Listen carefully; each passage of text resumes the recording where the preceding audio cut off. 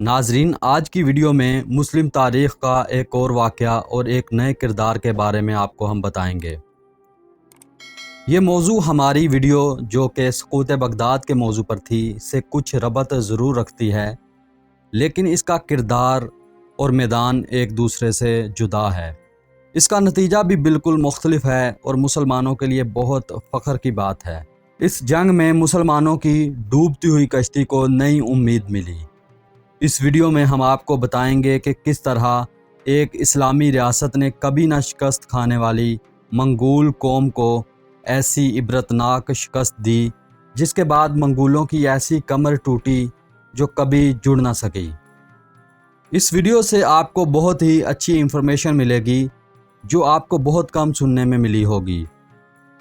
کہانی شروع کرنے سے پہلے آپ ہمارا چینل سبسکرائب کر دیں تاکہ مزید اچھی اور منفرد معلومات آپ تک پہنچتی رہے۔ ہماری ویڈیو کو لائک اور شیئر بھی ضرور کریں۔ ناظرین، سقوط بغداد کے 2 سال 5 ماہ بعد یہ معرکہ ہوا۔ یہ صرف ایک جنگ نہ تھی، بلکہ سقوط بغداد کے بعد زوال پذیر رہی صحیح اسلامی دنیا کے مستقبل کا حتمی فیصلہ تھا۔ پورا چین، آدھا روس بشمول ماسکو اور سائبیریا، موجودہ وسط ایشیائی ریاستیں ترکمانستان، ازبکستان، قازقستان اور تاجکستان، آدھے سے زیادہ افغانستان اور ایران، سارا عراق، ترکی و شام کا بہت سا علاقہ منگولیا سے بگولے کی مانند اٹھنے والی چنگیز خان کی منگول سلطنت کا حصہ تھا۔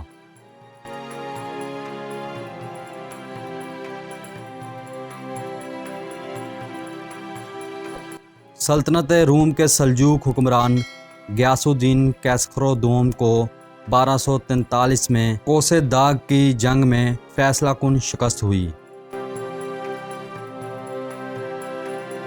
جزیرہ نما عرب صحرائی علاقہ تھا اور منگولوں کو یہاں سے کسی قسم کی آمدنی، محصول، لوٹ مار اور دولت کی توقع نہیں تھی، اس لیے یہ ان کے قہر سے محفوظ رہا۔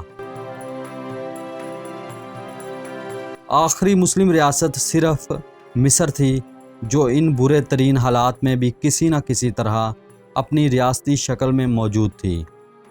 مصر کا سلطان سیف الدین قطز اور افواج کا سپہ سالار رکن الدین بیبرس تھا۔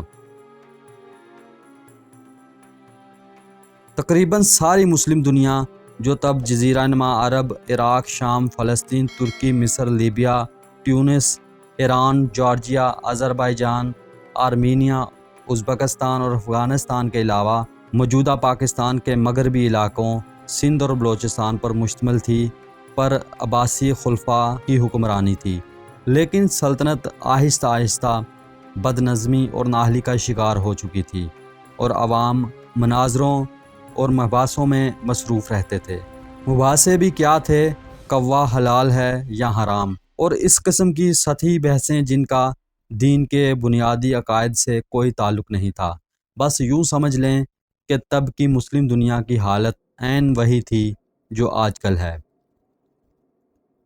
اسی صورتحال کا فائدہ اٹھاتے ہوئے ہلاکو خان کی سربراہی میں وحشیوں کا ایک لشکر ملکوں اور شہروں کی اینٹ سے اینٹ بجاتا، سروں کے مینار بناتا، شہروں کو جلا کر خاکستر کرتا اور علم و ادب کے ذخیرے تباہ و برباد کرتا بغداد کی جانب بڑھ رہا تھا۔ لیکن عباسی خلیفہ معتصم باللہ دربار میں راگ رنگ، شعر و شاعری، مناظروں اور مباحثوں سے لطف اندوز ہو رہا تھا۔ پھر ہلاکو خان کے لشکر نے بغداد کو بھی آ لیا اور عباسی حکمران کو ذلیل و رسوا کر کے موت کے گھاٹ اتار دیا۔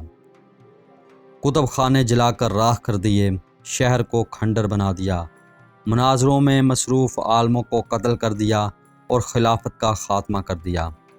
محاصرے سے لے کر تباہی تک بغداد شہر کو شہر سے کھنڈر بننے میں کل 13 دن لگے۔ اس کے بعد صرف مصر کی مملوک حکومت تھی جو قائم تھی، تاہم عباسی سلطنت کے سامنے سیف الدین قطز کی یہ ریاست بہت معمولی اور کمزور دکھائی دیتی تھی، مگر مملوک ریاست رقبے کی وسعت، آبادی کی کثرت یا خزانے میں پڑی دولت اور جواہرات کے بدلے ہمت اور شجاعت سے بھرپور تھی۔ مصر کی مملوک حکومت نے اپنا وجود اسی شجاعت سے منوایا۔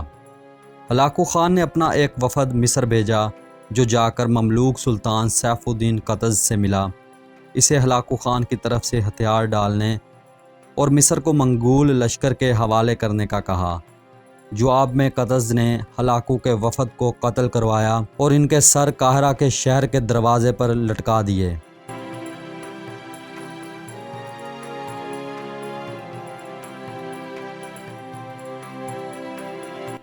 ہلاکو نے اپنے شہر آفاق جنرل قطبوغا کی سربراہی میں ایک لشکر مصر کی جانب روانہ کیا۔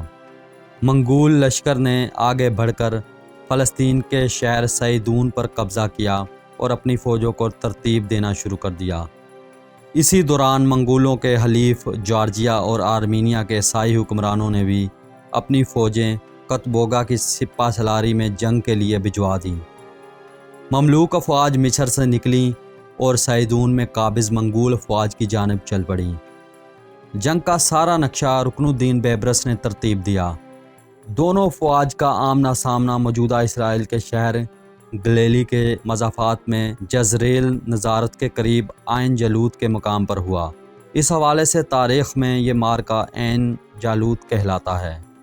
یہ معرکہ 3 ستمبر 1260 میں ہوا۔ رکن الدین بیبرس نے چھاپہ مار دستوں کے ساتھ مارو اور بھاگ جاؤ کے جنگی منصوبے کے تحت منگول لشکر پر حملہ شروع کر دیا۔ منگولوں کا جنگی حربہ یہ تھا کہ لڑتے لڑتے پیچھے ہٹتے اور مخالف لشکر کو آہستہ آہستہ اس جگہ لے آتے تھے جہاں ان کے تیر انداز اور گھڑ سوار فوجی دستے پوشیدہ ہوتے تھے، اور تب وہ فتح کے ضام میں آگے بڑھتے ہوئے مخالف لشکر پر دونوں طرف سے حملہ کر دیتے تھے، اور اسی طرح وہ ان میں مچنے والی بھگدڑ اور بے ترتیبی کا فائدہ اٹھاتے ہوئے واپس پلٹ کر وحشیانہ طریقے سے زوردار حملہ کرتے۔ اس بار بیبرس نے انہی کے حربے کو انہی پر آزمانے کا منصوبہ بنایا۔ قطبوغا بیبرس کے چھپ کر کیے جانے والے حملوں سے تنگ آ چکا تھا اور اس کے غیظ و غضب کی کوئی انتہا نہ تھی۔ اسی اثناء میں بیبرس نے ایک چھوٹی سی فوج کے ساتھ منگول لشکر پر حملہ کر دیا۔ بیبرس کا اصل لشکر پیچھے پہاڑوں پر واقع جنگل میں چھپا ہوا تھا۔ اس لشکر کی پہلی صف تیر اندازوں اور دوسری صف تلواروں اور نیزوں سے لیس سپاہیوں پر مشتمل تھی۔ گوریلا حملوں سے غیظ و غضب کا شکار قطبوغا سامنے آنے والی مختصر سی فوج پر ٹوٹ پڑا اور انہیں ریگتا ہوا پیچھے پہاڑوں کی جانب بڑھتا گیا۔ جوں ہی وہ چھپی ہوئی فوج کے قریب پہنچا، دائیں اور بائیں سے شدید حملہ ہوا۔ پہلے تیر اندازوں نے تباہی مچائی اور پھر لشکریوں نے۔ قطبوغا نے بائیں طرف سے حملہ کرنے والوں کو پوری شدت سے پیچھے دھکیلا اور پھر ان پر ٹوٹ پڑا۔ میسرا پر دباؤ بڑھا تو میدان جنگ میں داد شجاعت دیتے ہوئے سیف الدین قطز نے اپنا آہنی خود اتار پھینکا تاکہ اس کے سپاہی اس کو شکل سے پہچان سکیں۔ پھر اس نے والسلامہ کا نعرہ لگایا اور منگول فوج کے وسط پر حملہ کر دیا۔ میمنا کی جانب سے زوردار حملہ ہوا۔ اسی اثناء میں پسپا ہو کر جاتا ہوا مملوک لشکر رکن الدین بیبرس کی سربراہی میں پلٹا اور منگولوں پر ٹوٹ پڑا۔ بے شمار منگول قتل ہوئے۔ قطبوغا میدان جنگ میں مارا گیا۔ بیبرس نے فرار ہوتے منگولوں کا پیچھا کیا اور ان کا قتل عام جاری رکھا۔ چند روز بعد میدان جنگ سے بھاگے ہوئے شکست خوردہ باقی ماندہ منگول لشکر کو بیسان میں جا کر گھیرا اور فیصلہ کن شکست سے دوچار کیا۔ 5 روز بعد ایوبی سلطنت کے مقبوضہ شہر دمشق کو منگولوں سے آزاد کروایا اور 1 ماہ بعد حلب کو واپس حاصل کر لیا۔ معرکہ عین جالوت منگولوں کی پہلی شکست تھی جس نے نہ صرف مسلم دنیا کا نقشہ دوبارہ سے بدل دیا بلکہ منگولوں کی عالمی یلغار کو اس شکست سے ایسی بریک لگی کہ وہ دوبارہ سنبھل نہ پائے۔ پہلے حمص پھر کاشکیہ میں منگولوں کو شکست ہوئی۔ مسلمانوں کی سب فتوحات اور منگولوں کی شکستیں صرف عین جالوت کے معرکے کا ثمر تھیں۔